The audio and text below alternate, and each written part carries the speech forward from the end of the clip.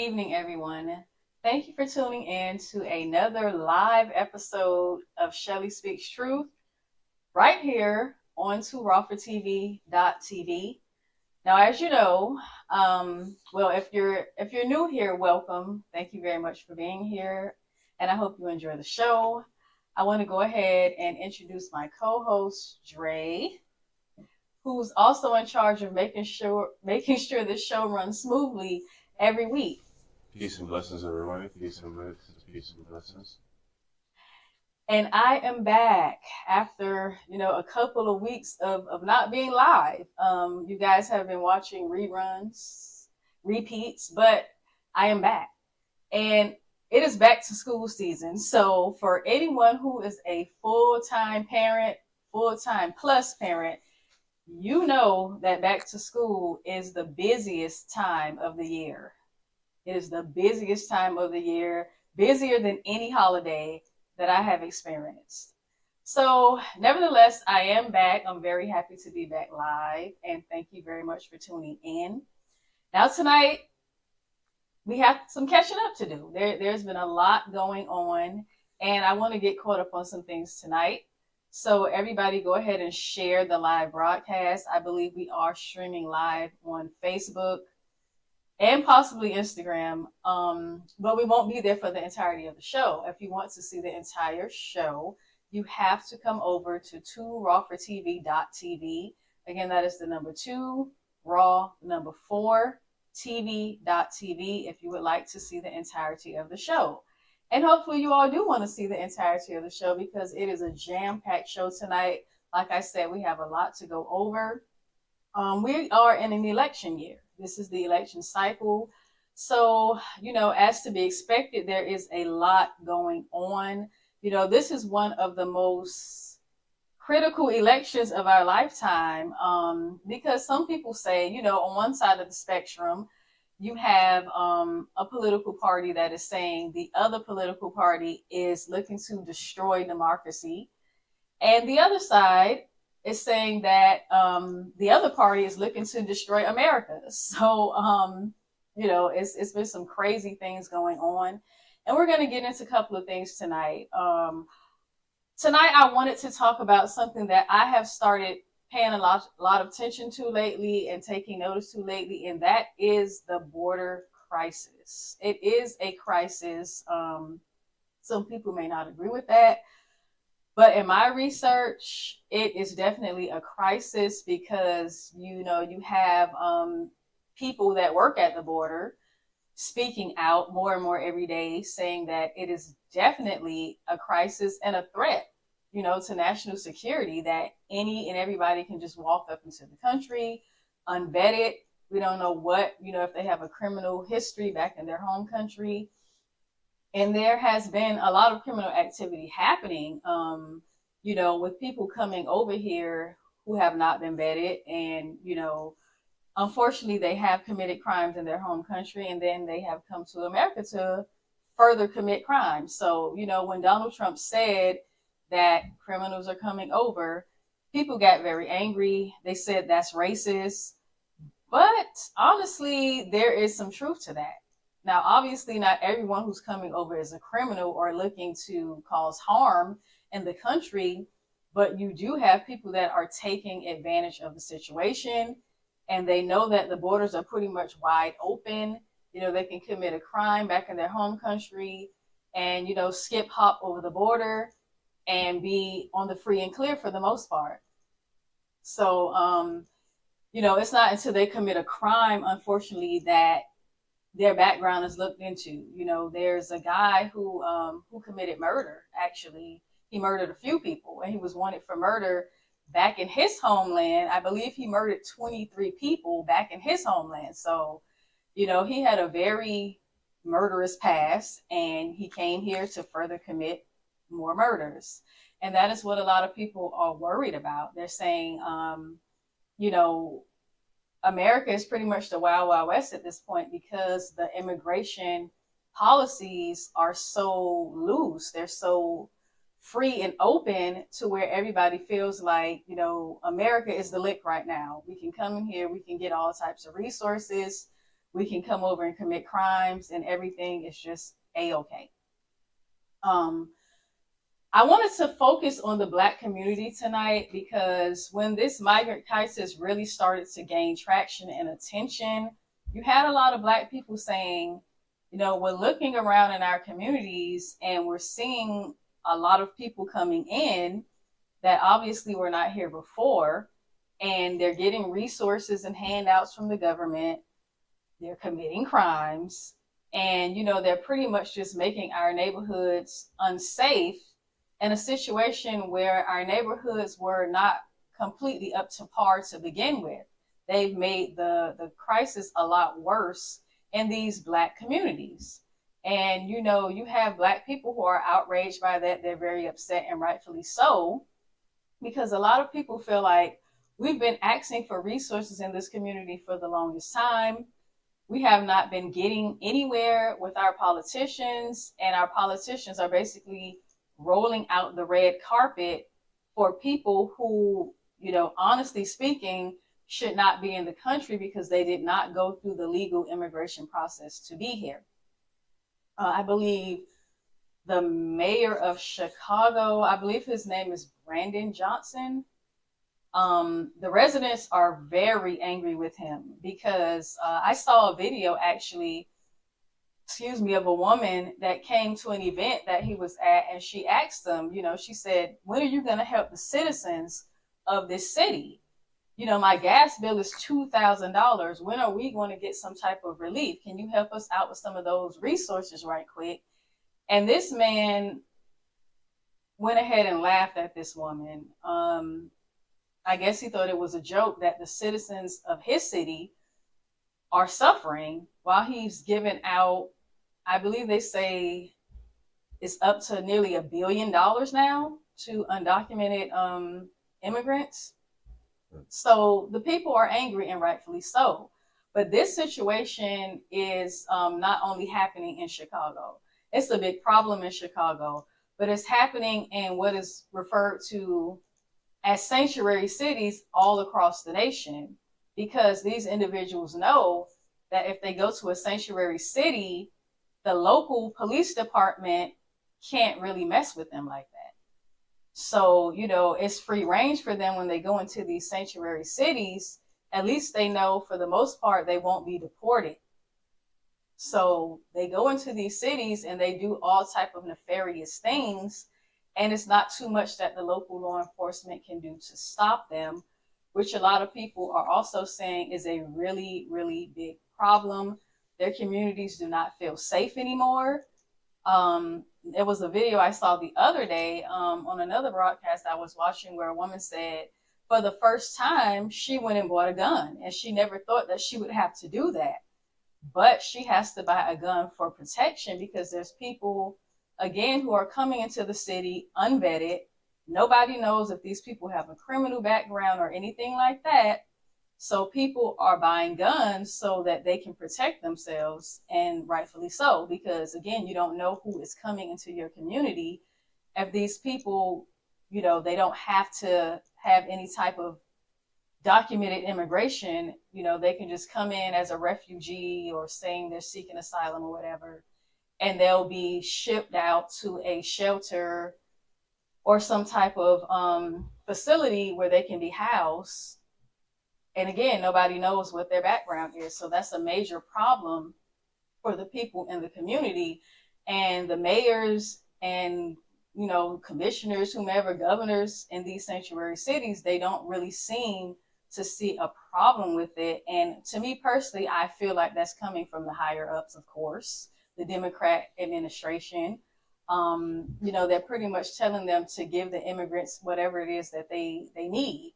And in many cases, that includes free housing, free food, free clothes, credit cards, and things of that nature. And again, the residents of the city and the legal citizens are saying, we have been asking for improvements to our community for a very long time.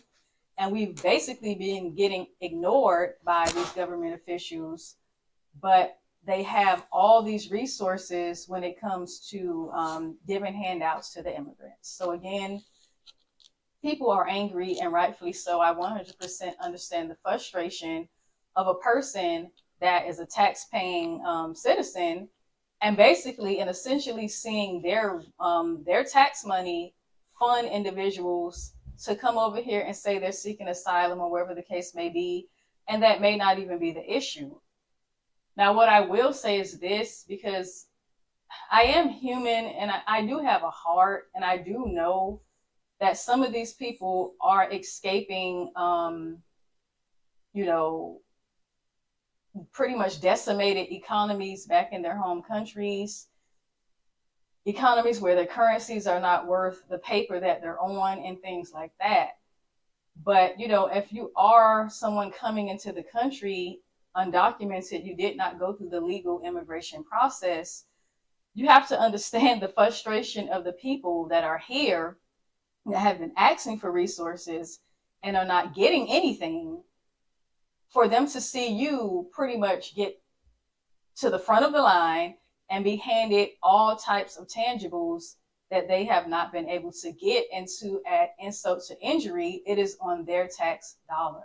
So that is outrageous. That is crazy. A lot of people have actually said they're going to switch their vote to Trump this election cycle because they want the border closed and they want the wall up. So, that doesn't look too good for the Democrats, and the Democrats are not really talking about the border crisis. They don't really speak about that. They don't want to talk about it because they know how bad it makes their administration look. Kamala Harris even went as far as to say that an undocumented person is not a criminal. Now, technically, I understand what she's saying. Everybody's coming over here undocumented. It's not a criminal. They're not going to commit a crime. But on the other side, wait. That's a crime within itself. You didn't let me finish. No, because I had to. You're talking like if you're talking about breaking a crime, like breaking a law. You break a law by coming. That's a crime. Right. By definition, criminal. Absolutely correct. I was going to get to that because the other side of the argument is, well, once you cross that border illegally, you have committed a crime and you're supposed to be detained. But under this administration, you are given $4,000 in food stamps, credit cards, and a fast track to citizenship. So you're not being treated as a criminal, although you have committed a criminal act as it relates to immigration. So I want to get into a video because it really hurt. More entitled to get something from the system than someone who's not contributing anything to it.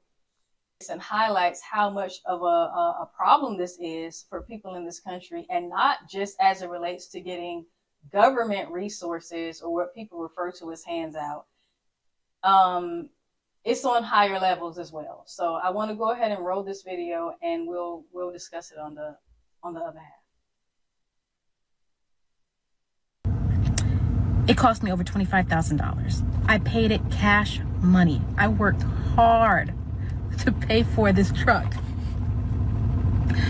I'm now selling it because I'm doing other things, but I'm selling it. I had a guy come to look at purchasing my vehicle, a food truck, and he explained to me he's an illegal immigrant. He has no credit. He has no money in the bank. But he showed me his paperwork that he will receive funds to purchase my food truck. I'm thankful that he's buying it, but I'm hurt that I worked so hard to pay cash for my food truck. I have good credit, can't even get a business loan. It cost me over $25,000. I paid it cash money. Okay, that is the first half of that video. And as you can see, this young woman is very distraught, and rightfully so, because as she said, she has good credit and she's been in business for a while. and she paid cash money to purchase her food truck, but she cannot get a loan from the bank. Here's the thing. I just want to, while we're playing videos of people off of social media, just want to definitely reiterate one of the things that I know and I know to be true. Because you mentioned how it pulls on your heartstring, this video, and that's what brought it, made me make sure I have to say it, because I saw this video before you sent it, and it did the same thing. It pulled on my heartstrings as well. A day and age that we're living in, things are put out there in our face to pull on our heartstrings, to make us feel however we want it. Whoever's putting it out wants us to feel. With that being said, I know we got to continue. And yes, this is a very disturbing video. But because it pulls on my heartstrings so much, it makes me want to dive deeper and look at a few other things, But continue, please. I understand what you're saying, but I don't feel like that that really makes that much of a difference. This is the reality for a lot of people, whether it be the fact that these individuals are going to be funded by the government to start businesses. They're being funded by the government to get education. They're being funded by the government to learn English. They're being funded by the government to get their video. It doesn't take away from the fact that this is the reality of what is actually happening, what is actually going on in this country right now. And I feel like the Democrat administration doesn't have an issue with this for various reasons. But one of the main reasons I feel like they don't have an issue with this is because I feel like the Democrats are playing the long game. They are playing the long game because they know a lot of people are frustrated with the Democrat Party, and a lot of people want absolutely nothing to do with the Democrat Party.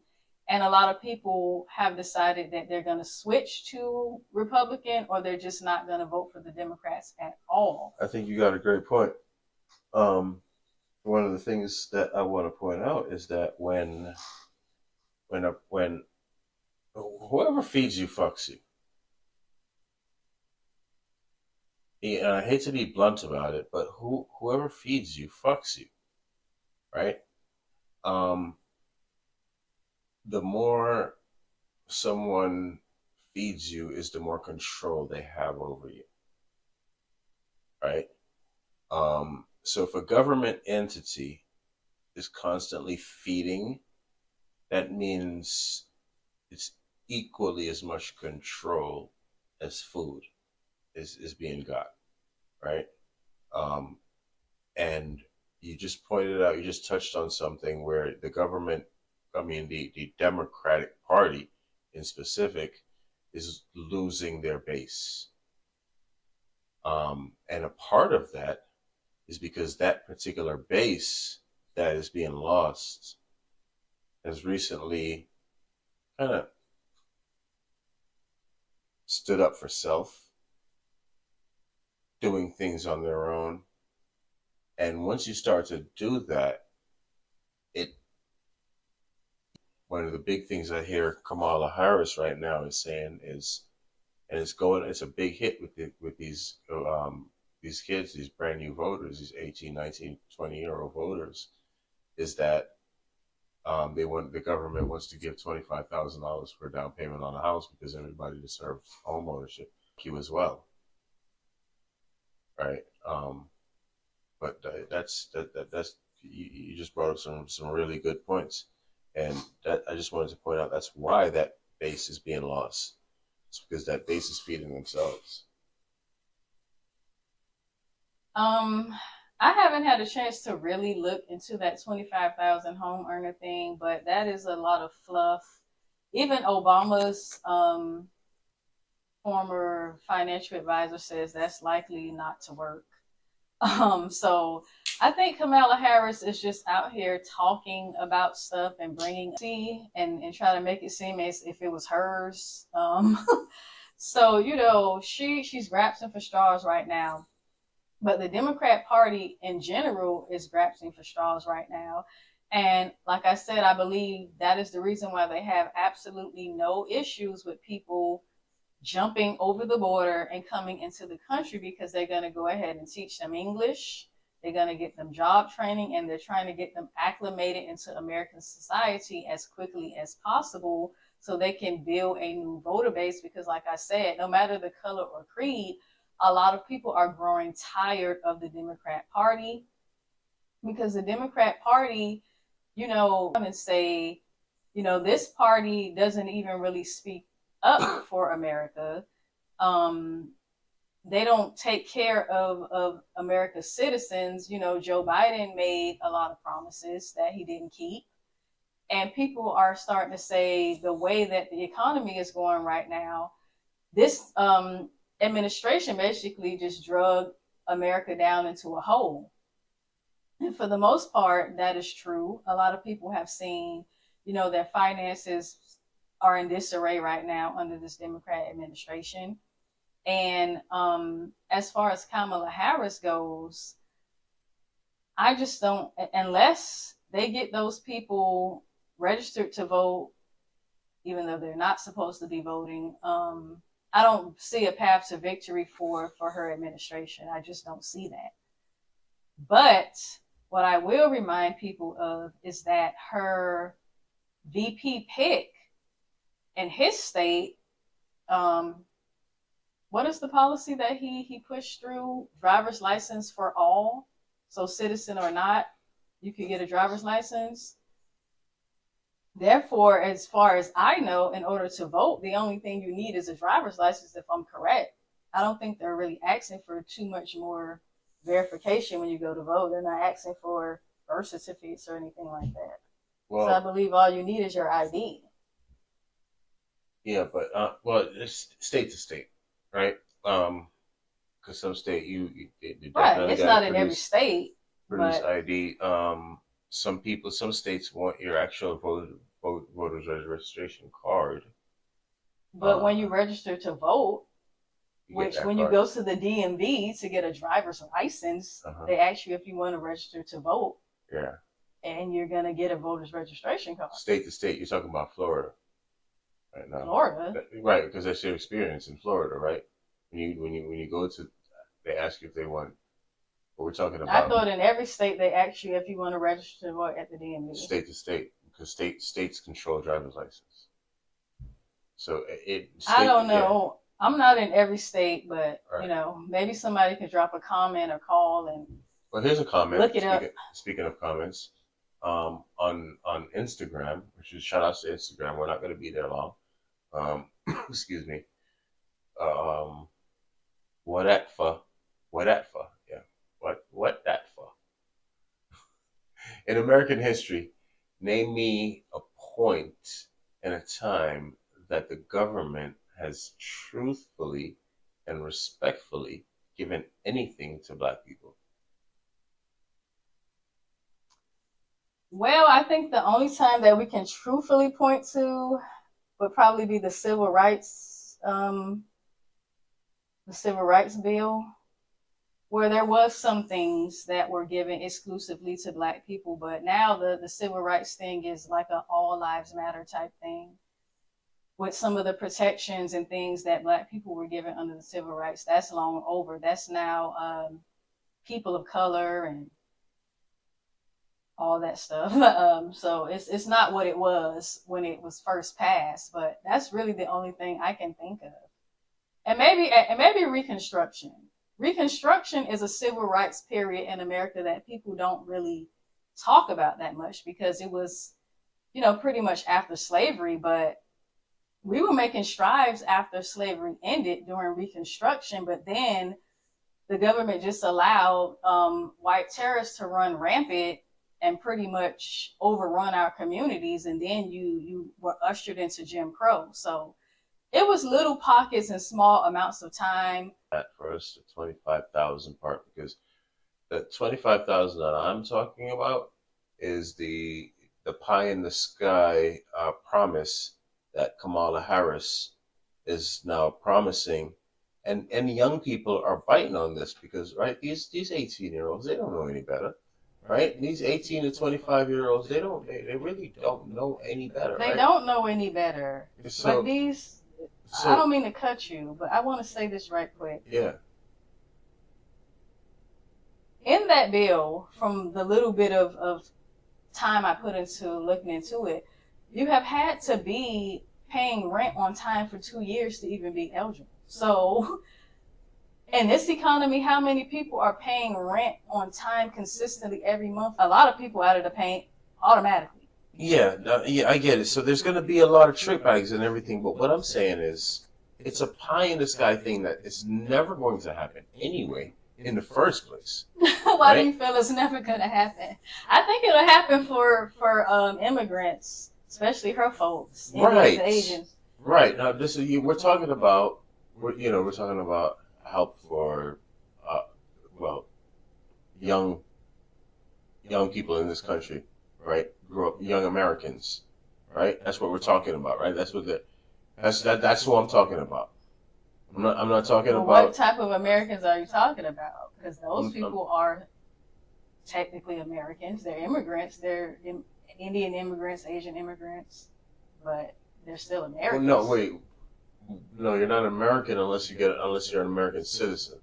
So me personally, right? Right. Some of those people are American citizens. Yeah, I'm not talking about so the American citizens. Right. Right. Who I'm talking about right now, the young American citizens. Mm-hmm. Right. Yeah, you brought up a great point. One of the trick bags in the bill is you got to be paying rent consistently for 2 years prior, right, without being late, right, prior. Well, Julio and Migo, they're living in the same place together. Just came over here they're going to be paying that rent on time for 2 years. Trust and believe that's happening, right? So well, when you especially with the rental subsidies they're going to be getting and all those things, that's happening, right? Right, especially with Section 8 kicking in and all of that stuff is happening. So who you're talking about is struggling people here in America, right? Who are already here and already struggling to keep their head above water, right? Mm-hmm. And rent just shot up and all these things, and there's no assistance or no kind of relief or no kind of gas gouging bill or milk gouging bill or anything that has been introduced to actually help, especially over the last 3.5 years, right? Because one of the two people that are running right now was right in the office for the last 3.5 years, right? So, and that's what's making her look so terrible, because you have floods of videos on TikTok and YouTube, whatever, that's saying, ma'am, hello, you're in office right now. Your sitting president has one foot in the grave. So why aren't you bringing up these policies to him, saying, let's do something for these people right now so they can see that we're serious about what it is we're saying we're going to do? She's giving all these promises about ma'am, you're in an administration right now. You're the vice president to the current president. Are you all going to do anything? Or are you just going to keep saying, vote for me and I'll do this, while people can literally see you not doing anything that you're saying you're going to do right now? So it really doesn't make any sense. And again, I don't know. The other day, somebody said they feel like this whole Kamala Harris thing is just a dummy administration, where they feel like they're using her as a crash test dummy to see how many people are going to bite, because she's a joke. And I just don't even understand this. But the thing is, you see, the Democrat Party runs off of fear, right? Inducing fear, mm-hmm. right? And I mean, we got big 6 foot something tall orange man who is willing to say whatever the hell comes to his mind, especially in his older age, right? Which I mean, you live so long on the earth, man, you start saying whatever the hell you feel please. You know what I mean? Mm-hmm. And then sorry, nobody ain't gonna change that, right? So the fear is it's being ran off of, right? Can't let Orange Man get in the government because he's racist and all black people are gonna burn, and there's gonna be stakes out there. KKK is gonna be working in the supermarket, and you're not gonna be able. They're gonna be standing at the door. You're not gonna be able to go inside if you're not the right color. If you got well, where in the hell is all this coming from? Those are some new ones. I haven't heard those yet. But it's just the fear mongering thing. I get it. But what she doesn't have on her side is she is the vice president to one of the people who have been so vile and racist against black people. So are they in any position to really start calling people racist? Hold on, breaking news. Okay, so remember Palmetto Star had commented that $25,000, that's how much they're getting, and I wanted some more information on that. Mm-hmm. So that's where Kamala Harris gets the $25,000 number from, because that's how much they are giving the immigrants. $20,000 in food stamps, $5,000 in cash EBT. Citizens have to jump through hoops. They don't get no reparations money, though. They don't know where they're going to get that from. They don't know. So, I mean, they're not going to be undocumented anymore. They're going to be citizens. Well, that's a tinfoil thing, so let's not go down that route. I said allegedly, but I 100% believe that to be the case. So we don't even, that's what my thing is, like, we don't even have to go with beliefs. We can go with what actually is real right now. We have the sitting vice president of the House, of the White House of the United States of America, who was the person solely in charge of making sure our borders went well for the last 3.5 years. For the last 3.5 years, that border has been open sesame. Now that there's a flood of people that's in here, like I showed you, like I said earlier, who feeds you, fucked you, right? So now I brought a bunch of people in here. Now I'm gonna feed all these people, right? My base is secure for until these people start feeding themselves. So now all I got to do is just figure out how to keep enough of a foot on these people's neck so they need me to continue to feed them, because then I can continue to control them. But the minute they start to feed themselves, this whole plan goes out the window. As we can see with the large percent of the black population leaving the Democrat Party right now, especially post-COVID, because one of the things that COVID made us do is sit down and say, hey, let's to pay cash for my food truck. I have good credit. Can't even get a business loan because of the color of my skin. I have veterans in my family. I'm a veteran. I've been self-employed for so long. But somebody, please tell me, how do I work so hard to have somebody who comes to this country, not long, no credit, and he shows me paperwork where they'll be funding him money to buy my food truck. And when I talked to the bank, they told me usually they have to go straight to a dealership because I'm a private sale.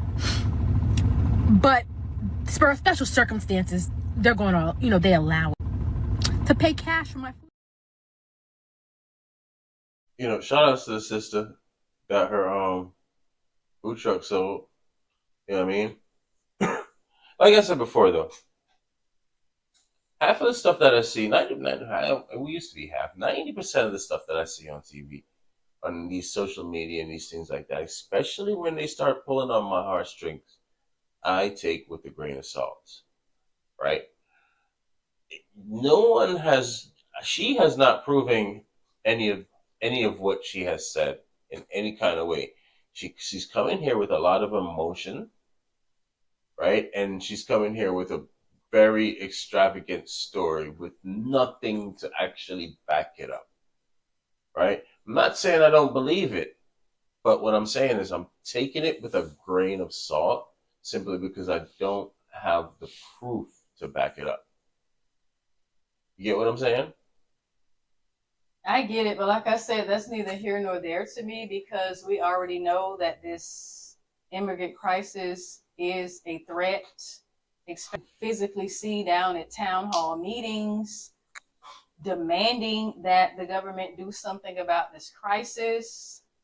So, I mean, I hope she's not there just creating a story to gain sympathy. But again, that doesn't take away from the real threat that is happening in this country. And I don't think people understand how serious this threat is, especially when you have people coming to the country who have absolutely no regard for you. So okay? this is the second time I'm going through this. Sorry to cut you, but this is the second time I'm going through this whole thing, right? Because I lived in Florida throughout the 80s. And throughout the 80s, 90s, there was a big, and it was just started into the work field, right? And there was started to become a big influx of Haitians and Cubans, right? Both legally and illegally, right? The people who came here illegally would work for a lot less than a person that was here legally, or even a citizen, someone that was born and grew up here, right? In those days, it was restaurant business. That's in South Florida, right? Where we could go to the restaurant business and we could make a good little change. There became that influx that shut in half because these people were willing to come here and work for half of what you were working for, and they're going to show up on time every day on time, right? You're not calling in late like you would probably call in late because you got all these other pressures going on, right? So I've seen that before, and then it moved to the construction industry, right? To where roofers and everybody doing construction in Florida, South Florida, took a big, huge pay hit because of the immigrant influx. Now I'm here again. I have a markets in California. I'm seeing it the same thing again, and I can actually see it because I can relate. I've seen it before, right? It's not the first time I'm going through it. So when you go through something the second, third time, it's easy to see the pattern. You know what I mean? So we can go with the things that we know. If you got a job out here, Donald Trump says black job, whatever, who cares, right? Happened to be speaking to black people when he said black jobs, though. Keep that, right? Nobody ever wants to mention that part of it, right? But a job is a job is a job, and if a market is used to paying $20 an hour for a job, and all of a sudden there's an influx of people who are willing to do the same job, and probably better because they're trying to shine, for half that price, it's just a thing that we're here dealing with for real. That's the crisis. That's the real crisis that I see, right? Because I'm living it. Well, when I get into these other videos, you're going to see why that is not the only crisis that people are dealing with as it relates to the migrant crisis. Now, I want to get into this next video. And this particular one, I believe it is the people that are speaking out about what is happening to them in their city in Chicago. And shout out to Chicago. I absolutely love the people of Chicago. They're strong people. And they're not just... So we can further discuss. I was robbed. They tried to run me over with the getaway car. He almost killed me right over here. He was laughing. To the roll call. Very well then. Mr. Clerk, public comments now. The council will now begin the public comment period, which is limited to a maximum of 30 minutes. Each speaker is limited to 3 minutes. Speakers cannot... Is felt by many people in South Shore, so I urge you to support the South Shore City. To the roll call. Very well then. These South and West Side homeowners are angry. They believe the city has overextended itself and should be putting the tens of millions of dollars earmarked for migrants into Chicago's most vulnerable neighborhoods. But the South Side has been schools that need to be reopened. We have buildings that are abandoned that need to be business operated. The group says the city has abandoned its Invest Southwest initiative, a Lightfoot-era program that was dedicated to reversing decades of disinvestment on Chicago's South and West Sides, promising to align more than $2.2 billion through public and private funding. We are taxpayers, we're property owners. Our money should go towards fixing our communities. The city has received more than 15,000 migrants since August 2022. We have no more room. Y'all are embarrassing Chicago as a whole. Shelters across the city, 7 located on the South and West Sides. Whether it's one shelter or whether it's 10 shelters, we're saying the facilities that are there for us, the money needs to be put into those facilities for us. In a statement from the mayor's office about the group's concerns and the status of Invest Southwest, a spokesperson says in part, quote, "We are committed to continued investment for all residents, but especially communities on the South and West Sides that have long experienced disinvestment. We are the city of Chicago, and our shoulders are big enough to support both new arrivals and those who have long called this city home." Mayor Johnson, the black aldermen, the black alderwomen in this city, you will stand for the black citizens of Chicago. No, they won't. They just won't. What? They won't. I'm sorry, but they won't. Man, this is, I don't know. I feel like, man, I don't even know what to say about this. I'm not a very fearful person, but I'll just use fear for lack of a better term. I kind of fear what is to come because people are only going to put up with stuff for so long before they begin to react. This kind of reminds me of the 60s a little bit, where people just started rioting all over the place because they were being made promises by these politicians and they weren't seeing them through. So, you know, I really don't want to see people take those extreme measures and start tearing up the cities and who knows what could happen. People are not going to continue to be deprived of resources. Like she said, we are taxpayers, we are property owners. We are investing into a city that is not investing in us. Just continue to ask for help before they take matters a little bit more drastically. You know, who knows what could happen? Because again, the more people are deprived of resources and they're starting to see their quality of life get worse and worse, that is going to put them in survival mode. And again, I don't I really don't want to see what the outcome of that is going to be, because like I said, it's only for so long. People are going to continue to be ignored and not get the resources that they need before they lash out. And I believe right now the Democratic National Convention is being protested heavily. That's something that the media doesn't really want to talk about, because the media is very left-leaning. You know, most of the mainstream media is very left-leaning, and they right now the name of Left-owned, you mean? Left-owned.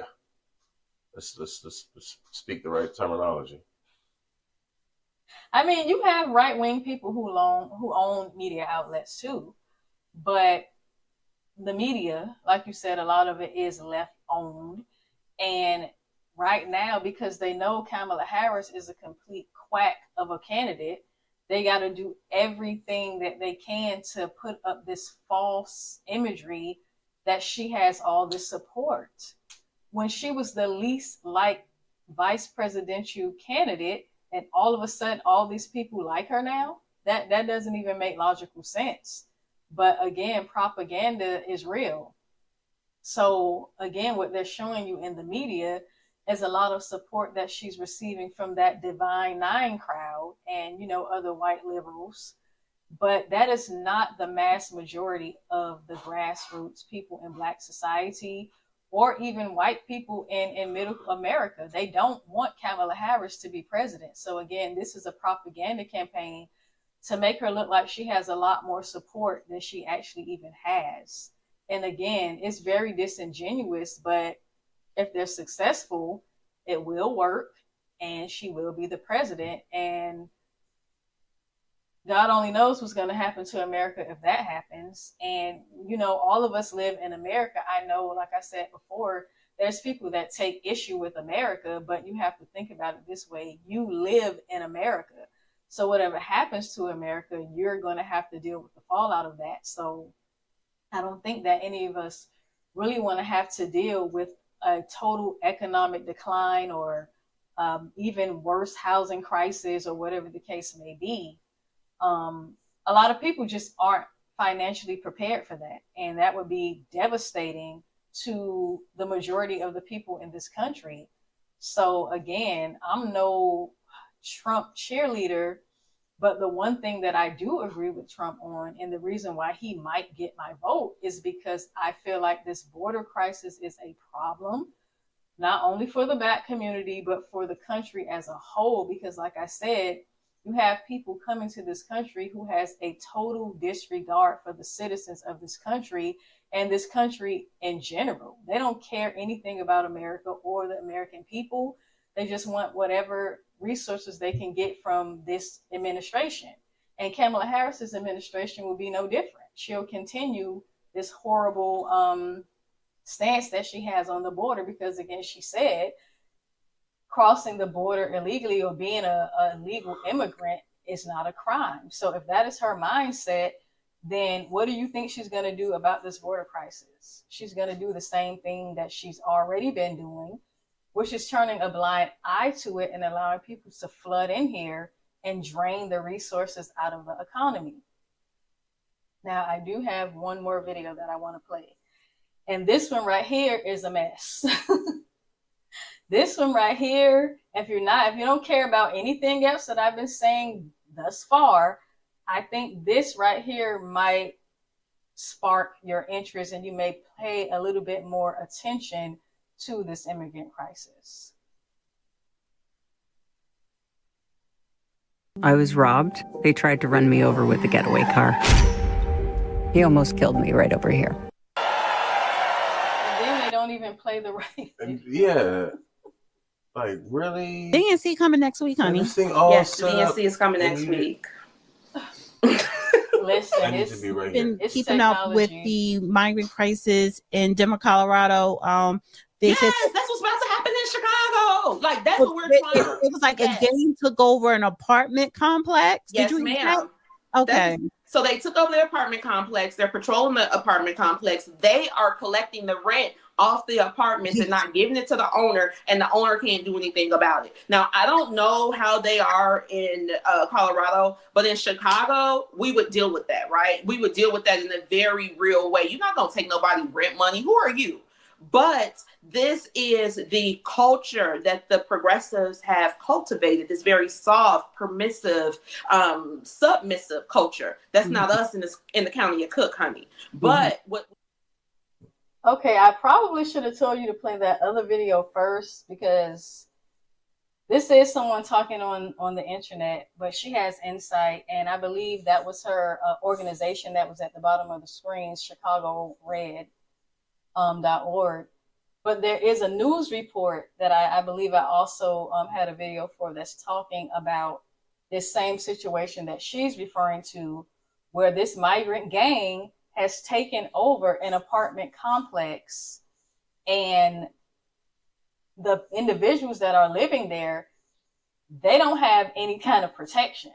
The management has left because they can't contain the situation. Yeah. And the gang members are taking people's money and have basically taken over that complex. Yeah. So one of the things, and when you hear Trump talk, he's always saying that these countries are letting are getting rid of the worst of their worst, right? That's exactly what they're doing. They're getting rid of the worst of their worst, and if we're I hate to say it, man, but in America we're spoiled, right? We're not warriors for the most part. We're just used to everything just being handed and not have, like, these people that are coming over, they have to go through so much just to be able to eat, just to be able to have a roof over their head. So it's a different world. It's a whole different life. It's a cut your heart out and sell your lungs on the black market type. It's not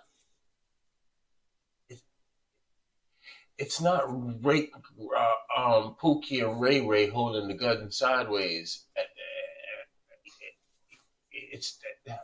I agree and disagree, because people do say that about Americans, and for some Americans that is true, but that is not the case for all Americans. You have Americans in this country who work very hard.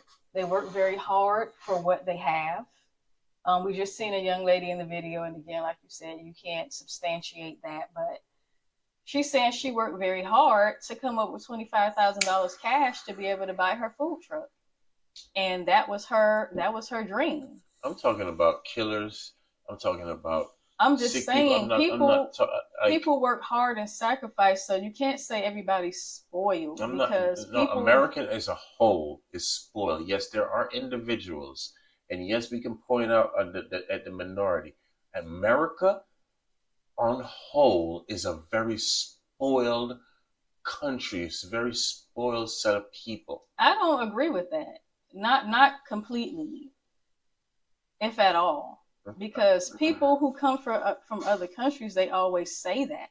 But what they seem to forget is that there was a lot of things that happened in this country for people to be able to be in the position that they're in today.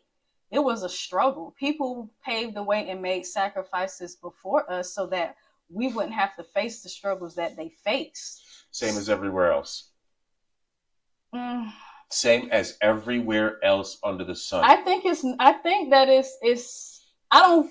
don't agree with the fact of somebody coming from another country and telling the population that they're spoiled, when, like I said, there's people who work very hard in this country. There's people who are the descendants of individuals who went through hell so that they could have the little bit that they do have. Let me ask you a question. Do you see me as somebody who works hard in this country to get what I have? I would say yes. I'm spoiled. This American system has me spoiled because I know outside of there and I have a comparison. Just as hard as anyone in America knows me would look at me and classify me as one of these hard-working people that you're talking about. I am spoiled. I don't go along with that anymore because I feel like a lot of these people need to go back to their countries and fight. They need to fight. They need to fight. And they need to get some things done to where they'll be able to have some things, set up some provisions for themselves where they don't have to struggle so much. And, that's going to take a lot of sacrificing. If you come to this country and you're reaping the rewards of the people that fought for you to be able to have something and then turn around and call them spoiled, I just think that's rude. And I think it's slightly disrespectful as well, because somebody had to fight in order for you to be able to enjoy whatever this American system is, that you're able to get certain opportunities, if you want to call it that. Someone had to do something in order for that to be a thing. Mm-hmm. So, that's the culture of this country. And like I said, in order for this culture to exist in this country, for people to have these little bit of comforts that they have, there's people that had to make sacrifices for that to happen. It's not something that especially not Black people. Now, I can't really speak for white people or other people, but I know Black people, our ancestors had to struggle, sacrifice, and risk their lives for us to be able to have whatever little bit of whatever we get from this country. So I'm very grateful for that. And I recognize their sacrifices and what it is that they have done in order for me to be in a position to have the little bit that it is that I have now. So, I guess it's just all about who you're referring to when you say that. I'm talking about America as a whole. I don't agree with that. All right.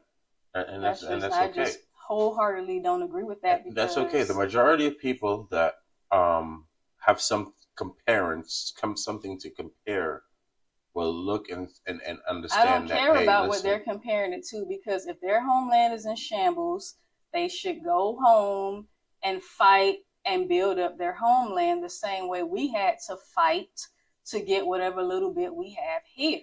And to call us spoiled is very disrespectful to me, because like I said, there's people who had to struggle, fight, sacrifice, risk their lives, and sometimes lose their lives in order for us to enjoy the little bit that we can enjoy today.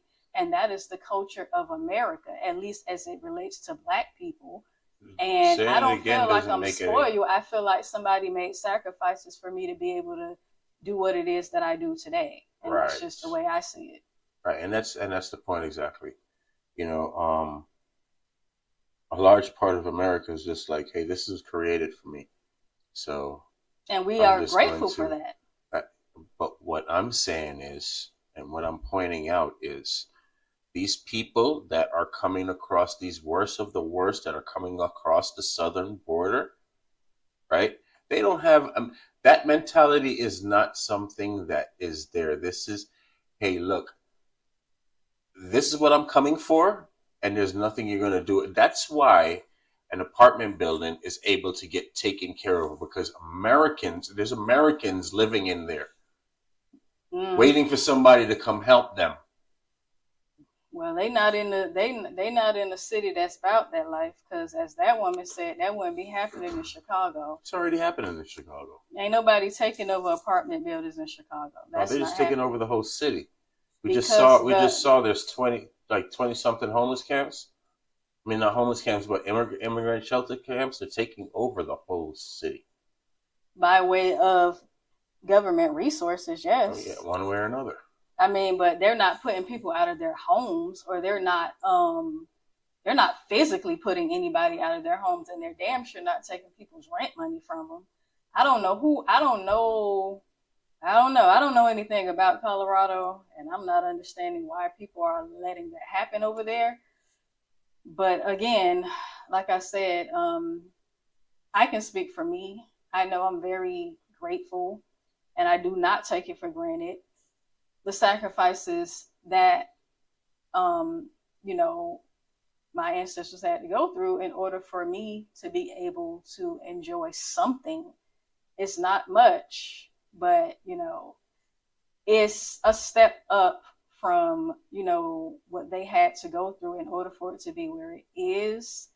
And I think that we should start taking more advantage of what it is that they have done for us, so we can start coming back together as a community to build on what they have already built for us. And again, like I said, that's pretty much just how I feel about it. I do understand your points. I don't agree with you, but I do understand what you're saying, that people who are coming from these desperate situations, they're just about getting something. They don't really care about the American story, the people in the country. They're coming for what it is that they want.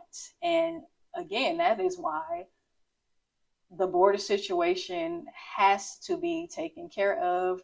I do not feel like the Biden and Waltz, or whatever his name is, administration is going to do that. I believe that they are very pro illegal immigration, and they'll continue to further that agenda if they get into office. Trump he speaks very aggressively about closing down the border, but you can't even be 100% sure that he's going to do that. But at least he's speaking about shutting it down and getting some type of control over the situation, because when he was president, he was speaking out about the situation, and he did do deportations, and the border was a little bit more secure under Trump. But again, if something doesn't happen and happen quickly, America, I personally believe, is going to be overrun with people who have zero disregard for the American people. And that is what we're seeing right now.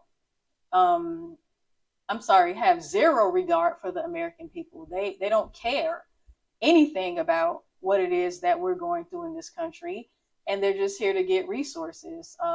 There was a woman who said that out of her mouth in a video. She was being interviewed. She said they came to America to get money. They came to get whatever it is that they can get from the government. So let me two things. We have a comment on that. It says it's true. A migrant told him that they have a lot of trick bags. They had 6 months. If you were married to an American citizen, you get citizenship instantly. In 6 months? Is that what they're saying? Yeah. So they had 6 months to figure it out. Six months basically, food and resources to get shit together, right? Okay. And if you're married to an American citizen, instantly, you get citizenship. Those laws are a bit lax. That's a new one on me. I got to look into that, because that is crazy.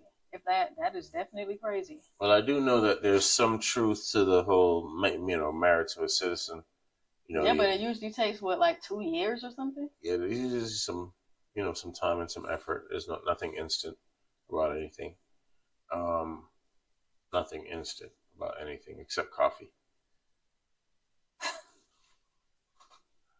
I'm just saying. You go with the dad jokes. No, I'm just saying. I'm dad, so I could do that. But the other part about this whole immigrant takeover type of thing, and like I said, for me, it's when it hits me in my pocket is when it's really a concern, right? When I heard Trump talking about building the wall and all those things, the only real concern that I had was, hey, shit, I had to jump through hoops to get here. Why does another motherfucker just have to cross the doggone street to get here, right? Like, I literally had to go through hoops and get shots that freaking still on my arm that people can just look at me and say, oh, you're an immigrant, because I got this mark on my arm that only immigrants have, right? That's the only thing that concerned me. But now in my older age, and because of this financial hit that I just took, directly because of this immigrant problem, it caused me to have to look back. I say, wait a minute. Now when I look back, I say, wait a minute. It's not the first time. This has happened before. I've seen it before. But the humanitarian part of it, let's talk about that part, because that's a real part. Because that's what made me not even realize, or not even make it a thing that stuck out in memory, to where when Trump was talking about it before, it was like, oh yeah, I remember some Haitians and Cubans was coming into Miami. Like, I remember. It didn't connect. Not until it literally hit me in my wallet. It was, whoa, wait a minute here.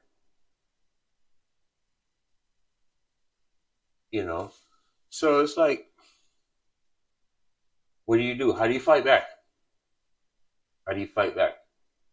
For me, the only thing that I know is, like, I'm not gonna go with the people that have had it for the last 3 years and said that it was under control, right? And then the humanitarian part kicks in again, and it's just like, okay, well, Trump is promising to have the largest deportation on day one.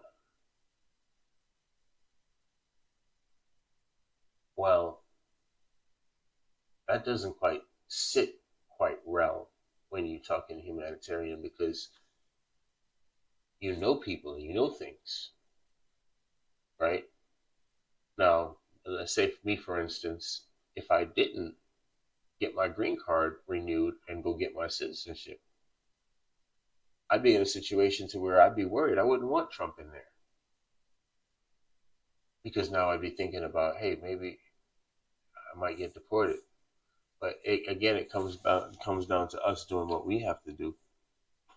You go ahead and finish up the show, man, because I'm going to ramble on till tomorrow.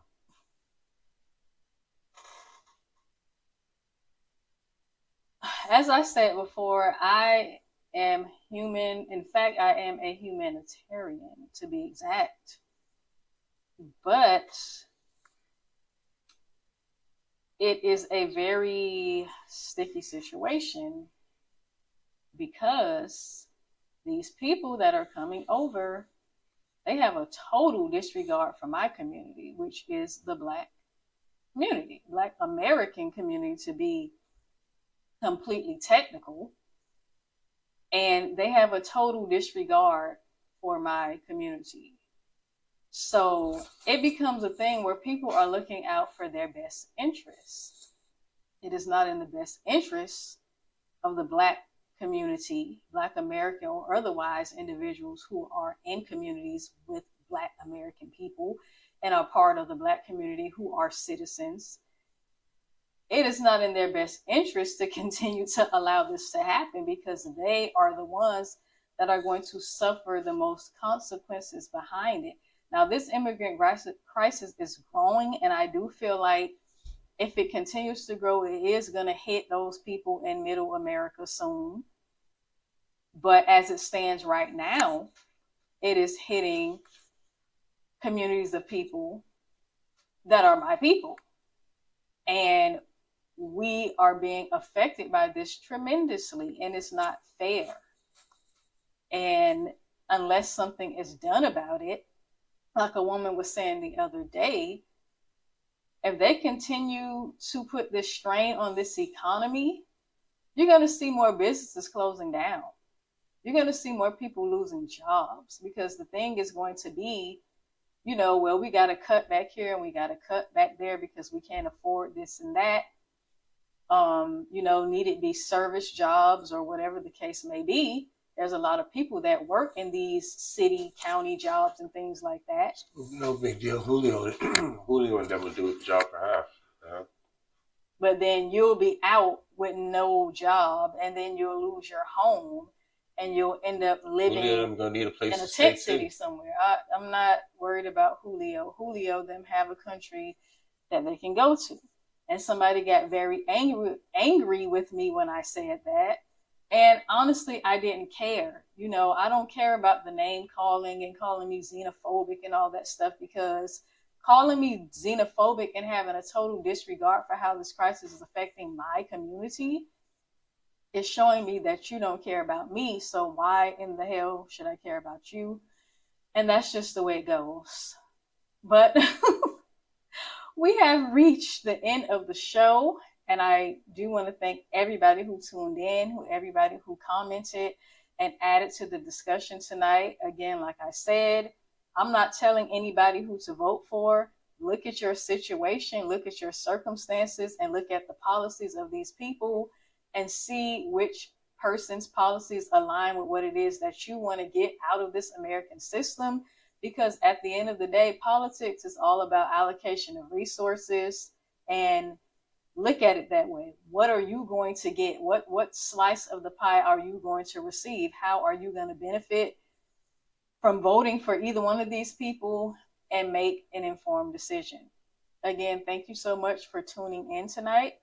We'll be back next week, same time, same place, right here on 2rawfortv.tv. And I'll see you next week.